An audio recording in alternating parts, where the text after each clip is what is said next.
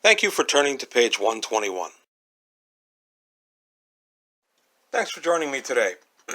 Today I just want to go over a neat little addition to the AD&D game that came up in AD&D 2nd edition. It was called Battlesystem, the miniatures combat rules. The idea was that you'd be able to field armies against each other, fighting to the death for a king and country.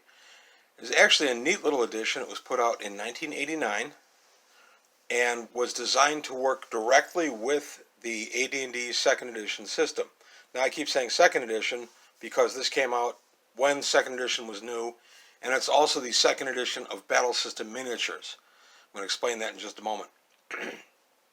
So the idea was you would be able to field entire armies of thousands of participants, and they could fight each other in virtually any type of fantasy environment. So you could be on open plain, you could have a castle, you could be fighting in a town. There were all kinds of ways that these rules would interact.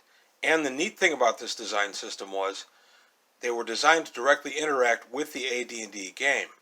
So for instance, if you had a player character who had a set of boots of speed, in the battle system rules, your character could actually be translated into the battle system rules and still retain the abilities of the boots of speed.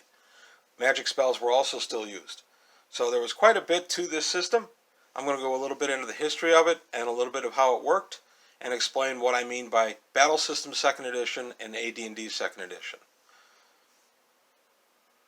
This, as everybody knows at a glance, is the darling map of the world of Greyhawk. I got this as a gift years ago from one of my players. He had it mounted up for me, and I used to hang it on my wall. Now I just bring it up periodically for us to reference.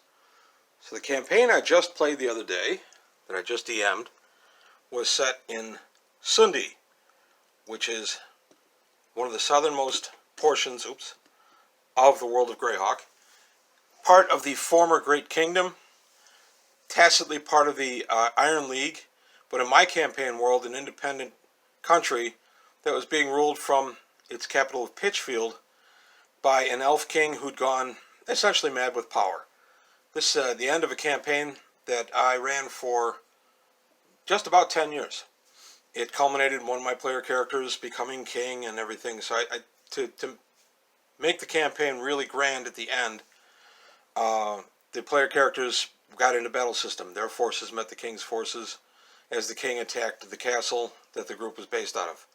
The group was about 9th level by this point. This campaign had started back in 2010. And as I said, this was the wrap to the campaign. Now, that doesn't mean the characters retire. It just means that for the time being, I'm going to retire this end of it. So, the county of Sunndi was the battlefield in the world of Greyhawk, and the forces were fielded with the battle system rules in play. So now a little bit more about battle system itself. Okay, the battle system rules that we used in the game the other night came out in 1989, the same year as AD&D 2nd edition came out. AD&D 2nd edition, as we all know, was just an updating and slight changing of the D&D rules from the AD&D era that had started in the late 70s. AD&D 1st edition and 2nd edition, in my opinion, mesh just about flawlessly, and I freely intermix elements of both, although we do actually still play AD&D 1st edition. 2nd edition, the spells and other things fit in beautifully. If one of my player characters wanted to use a ranger kit, for instance, I'd have no problem with that. So the Battle System 2nd edition was the 2nd edition of the Battle System rules also. The 1st edition of Battle System rules, published in 1985. It was a nice little box set that had a bunch of flat counters. And I had the set and used to play the set, and there were some serious design flaws. It was an issue to field your army, to keep the army on the field. It didn't really flow. It was very difficult to work with the rules, and I had since stopped trying to make Battle System happen. Well, 4 years later, Battle System 2nd edition comes along, and it was pretty easy to work with. These rules integrate nicely with D&D. Your characters can be adapted to the battle system rules, and then during play can come out of battle system rules, use AD&D rules, and then go back in. So, first thing I want to show is how the rosters were set up. I don't know how well this is going to show. I'll go up close. So basically, if I have elven longbowmen, you see across the top of the roster it says 10-1. That means each figure on the table, one figure equals 10 elves. So 10 figures would be a group of 100 elves. The AR, the upper left corner, is the armor rating. That's their armor class. On a D10, when they have a hit land on them in a D10, the hit does no damage if I roll a 7 or greater on the D10. Next is hits. That's their hit points. This unit only has one hit point. Again, it's a 10-1 situation, but one hit point in this game is what one 10-person unit is worth. The morale and command diameter of 13. If the unit were to be shaken for some reason in game, ghouls were to attack it, that kind of thing, they would have to roll their morale or less on 2d10. And then their movement is 12 inches, which translates exactly to the D&D movement. So my reference earlier to the Boots of Speed, player character would have a 24-inch movement. So, looking at the notes,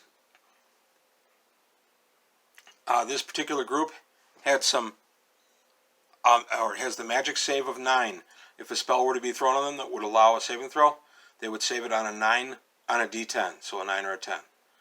And then if you see in the upper right corner where it says attack dice, AD, that's attack dice. The 6 is for missile weapons, so in this case they're longbows. And the 8 would be when they go to short bows.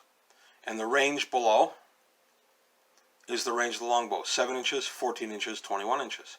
So it's all very simple. The way the game actually plays is you use all the way up to 12 dice, 12-sided dice. There's your hits per attack die roll. So if I'm attacking someone on attack die 6, my roll of 1, 2, or 3 results in 0 wounds. 4, 5, or 6 is 1 wound.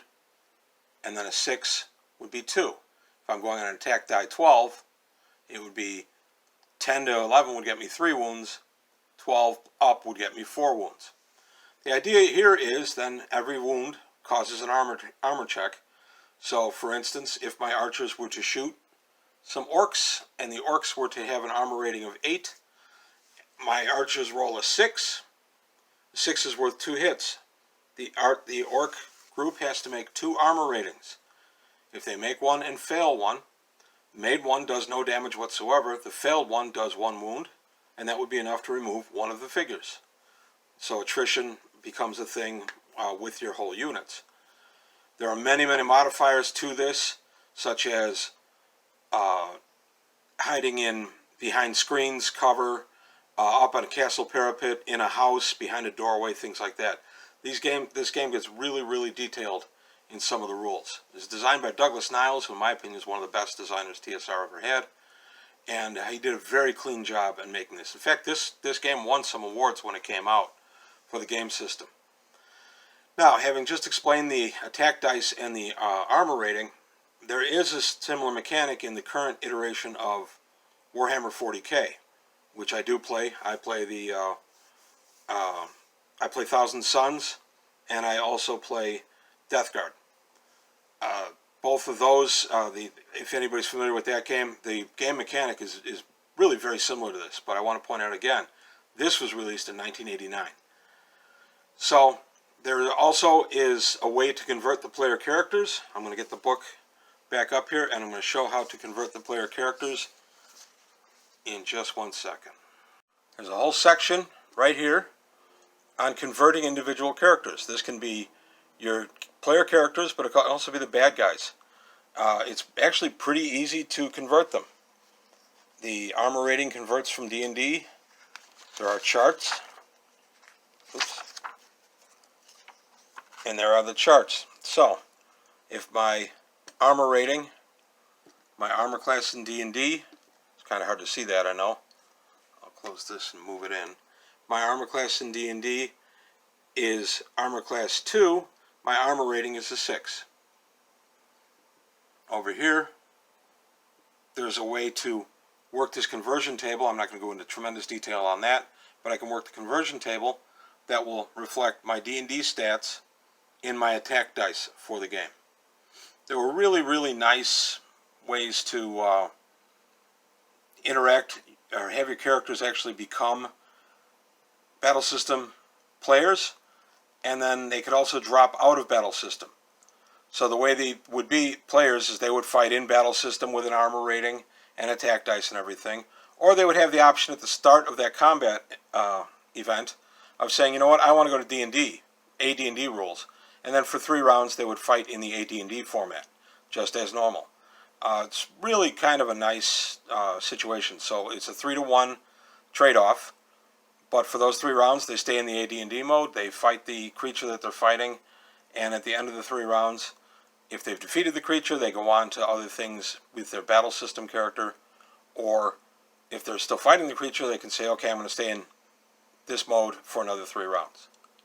Their hit dice and hit points converted very cleanly. For instance, a 9th level character, which most of the characters were in the campaign I just ran, translates to 4 hit points in the Battlesystem set. So, that's... there's a nice shot of the back of the book. This book also featured absolutely gorgeous photography on the monsters and figures that were painted primarily by Dave Sutherland. Sorry, my apologies. But it gave some nice demonstration. There you go. Some really nice illustrations. So, this was AD&D Battlesystem. It did not see a lot of success when it was released. It ended up being kind of a lesser-known thing. TSR did support it with several supplements. I might do a follow-up video to this of the supplements. I may also do a little bit of gameplay demonstration in a future video. But the supplements came out in the early 90s. They were not frequent. There were also some issues in Dragon Magazine. Again, not real frequent. But there is a lot of stuff out there on how to play the game, how to convert your character, and then, of course, what kind of magic spells that are available. All the magic in D&D can be expressed in the Battlesystem game. A fireball will eliminate 2 figures. Magic missile even works. Chant, prayer have effects in the game. Protection from evil. Anything in the AD&D game can be brought into Battlesystem miniatures. I recommend this game very highly. It's a lot of fun to play. Several of my players have no wargaming background whatsoever, and were able to catch on and play it in one turn. So in one time. So I explained the rules to them. My wife, for instance, has no interest in tabletop games, yet enjoys the Battlesystem game. She's watched my son and I play Warhammer many times. I play Battletech also. She has no interest in playing either one, but she does enjoy Battlesystem. So I do recommend it. It's available on the aftermarket. It's not even real expensive, and you can get it as a download from RPG. Not RPG now. Drive-Thru RPG has it for a download on a PDF for, I believe, about $10. I'm not sure if there's a print on demand for this or not, but I really do recommend it. Even as a PDF, it would be very, very useful. So that's Battlesystem. That is a very effective system for playing large-scale armies in D&D. For instance, the game I keep talking about that we played earlier this week for the fight for Sunndi, the defenders in the castle had approximately 1,500 members on their team. I had the whole thing set up in a castle. I wish I'd taken photos, but I didn't. And then the attacking army numbered about 3,000. The attacking army also had monsters and scary things. So it was very well run. The attacking armies had trebuchets, catapults, ballista, even some stone giants. So damage was done to the wall, damage was done to the troops on the walls. It's a very comprehensive system, very easy to understand, and very fun to run. So that's it for this quick look at the Battlesystem miniatures rules. I am going to follow up with this in the future and make a couple other videos that deal with some of the other things available in Battlesystem. So thank you for watching, and I'll see you next time on page 121. Well, that closes the book on another episode of page 121. Please leave your comments below, and if you enjoyed what you saw, go ahead and hit the like button and subscribe to the channel.